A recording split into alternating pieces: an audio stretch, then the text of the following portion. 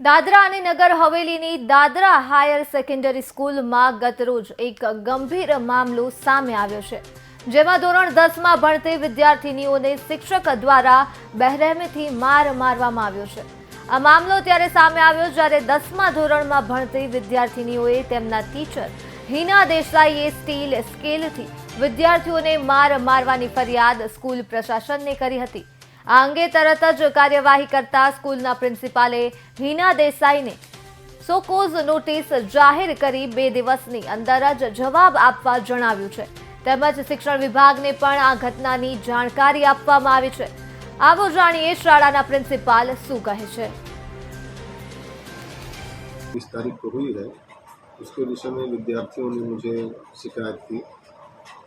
उस पर मैंने तुरंत एक्शन लेते हुए मैंने उनके उस शिक्षक की जगह दूसरा शिक्षक बच्चों को पढ़ाने के लिए दे दिया। मैं उनको आश्वासन दिया कि मेरे लेवल पर जो भी उचित कार्यवाही है उसके लिए मैं करूँगा। शिक्षक को बदल दिया और उसके बाद मैंने उनको टीचर को, आरोपी शिक्षक को 100 पेज नोटिस दे दिया। उसकी कॉपी भी मैंने डायरेक्टर सर को भेज दिया है आगे की कार्रवाई करने के लिए।